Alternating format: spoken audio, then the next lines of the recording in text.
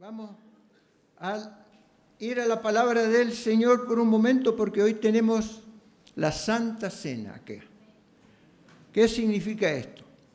Son elementos, el pan y el vino. Recuerdan que el Señor, antes de ir a la cruz, la última cena que tuvo con los apóstoles, Él les dijo que tenían que recordarlo en la copa y en el pan. No sé por qué lo hizo el Señor, seguramente porque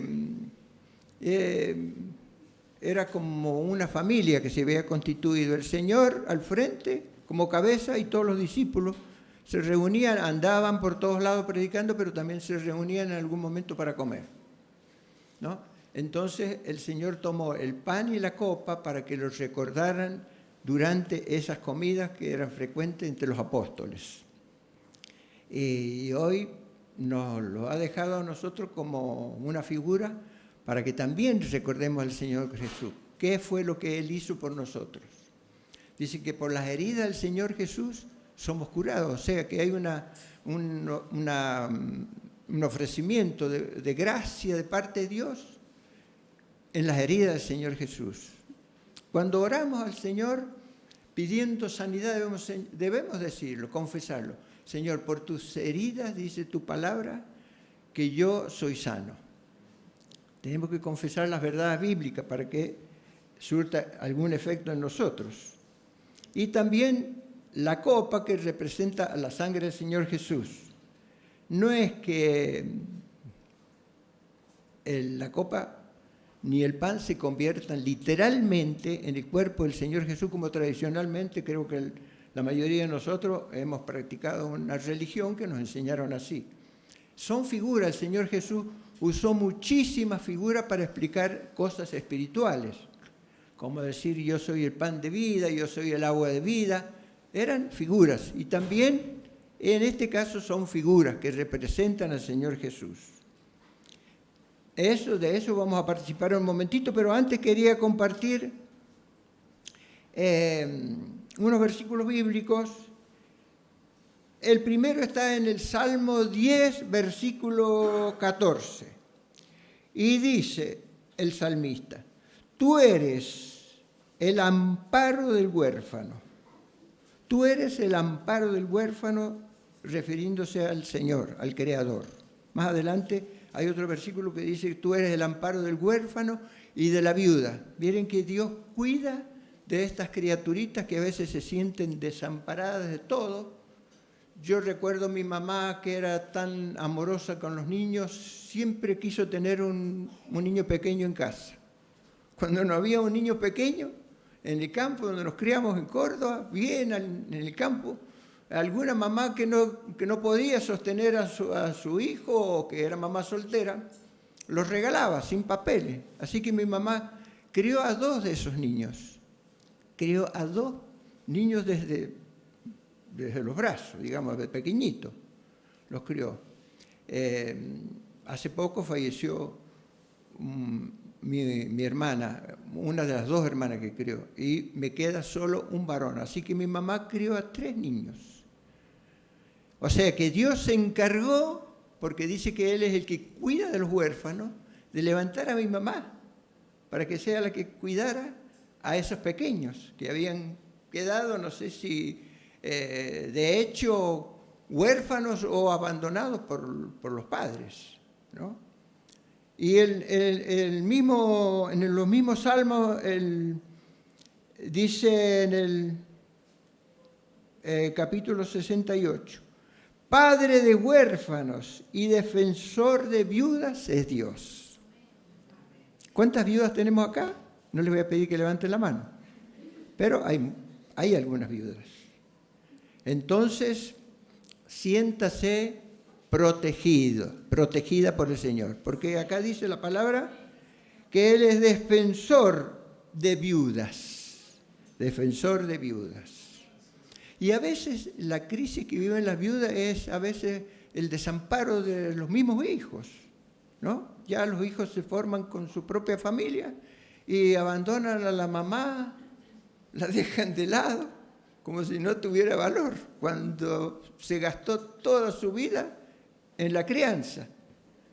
Y hay madres que sufren realmente porque tienen que trabajar, además de cuidar a sus niños, tienen que trabajar, así que han puesto todo para que su hijo se críe, tenga educación, y a veces los hijos cuando ya son grandes y se muere el papá, entonces la mamá la dejan como que no vale ya más nada. Así que si hay hijos acá que perdieron al papá y tienen todavía a su mamá, cuídenla, porque hay una cosa que a mí inclusive me pasa, ¿no?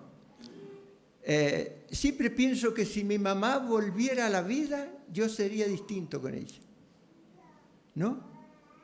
Porque todos nos sentimos deudores de algo que no hicimos por nuestros seres queridos que se fueron, ¿no? Y yo siempre pienso, mi mamá, que se preocupó tanto en mí, en niños que no eran de la casa, pero que los cuidó como si fueran propios, ¿no? Yo me digo, tendría que haber hecho algo más por mi mamá. Mi mamá vivía todavía cuando yo entré al ejército, estaba enferma de cáncer. En ese entonces no había tantas medicinas fuertes que quitaran el dolor. Así que cuando yo regresé del ejército, estaba mi mamá agonizando. Y gritaba, porque siempre recuerdo, me quedó todo esto. Y yo ya me había convertido antes de entrar al ejército. Así que me metí en una pieza y me arrodillé y clamé a Dios, Señor, por favor, llévatela porque está sufriendo, llévatela. Y clamaba llorando al Señor. Y de repente mi mamá se fue. Ella era cristiana. Se había convertido al Señor, pero estuvo por muchos meses sufriendo por el cáncer, ¿no? Está bien, el Señor es el que cuida de los huérfanos y de las viudas, pero lo hace a través de gente, de personas.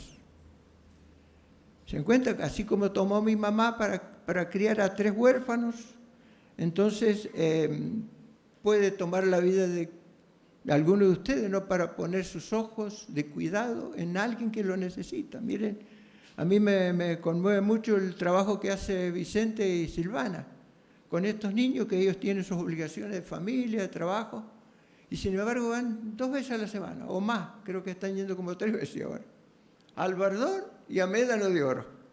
Corren de un lado para otro. Le dije a Vicente un día, porque se había metido también en el Instituto Bíblico a estudiar, le digo, no te metas en demasiadas cosas, porque no va a funcionar. Y realmente no funcionó. Tuvo que dejar el instituto porque lo demás no daba abasto con lo demás. Es bueno aprender la palabra de Dios, necesitan prepararse mejor. Como ellos están sirviendo, quieren estar bien preparados. Porque lamentablemente ahora hay muchos que se levantan para servir a Dios sin una preparación previa, ¿no? Y tampoco a veces les interesa prepararse. Creen que se puede servir así nomás.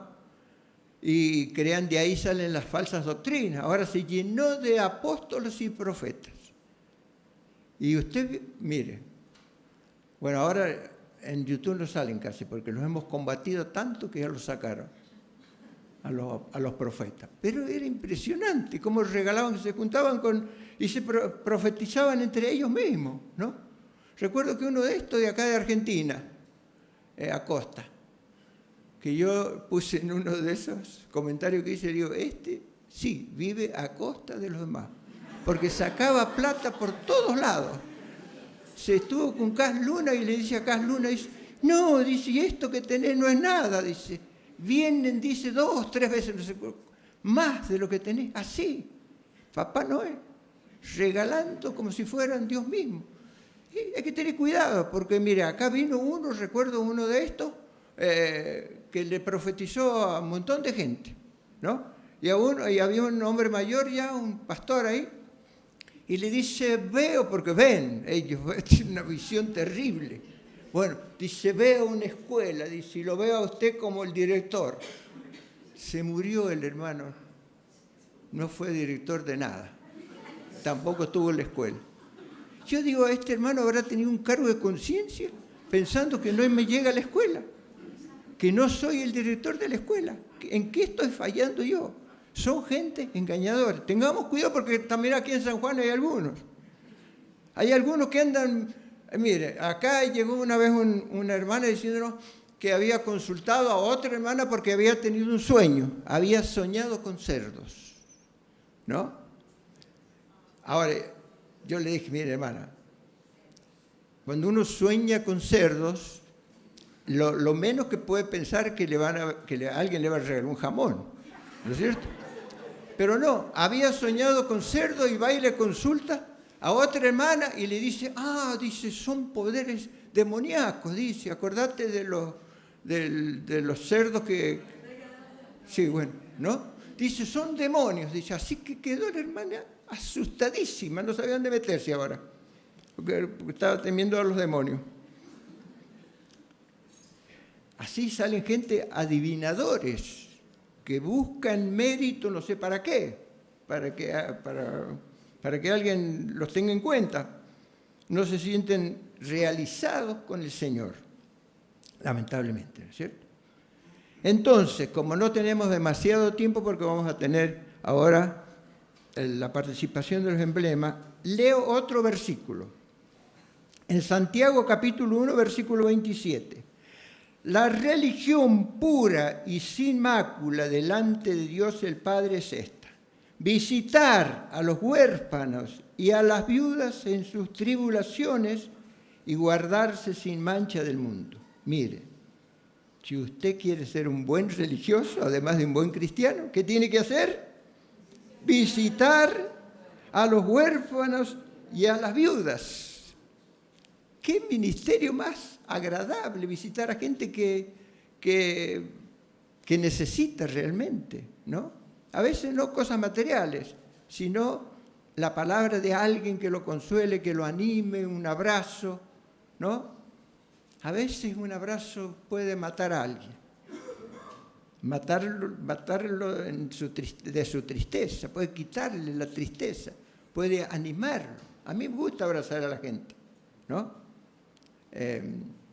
Así que ahora, antes de retirarnos, vamos a darnos un fuerte abrazo. ¿Qué les parece la idea? Así tenemos que ser los cristianos. En la antigüedad se daban un beso. El apóstol dice que debemos saludarnos con ósculo santo, que es un beso. Bueno, lo hacemos, pero no está de más un abrazo, ¿no?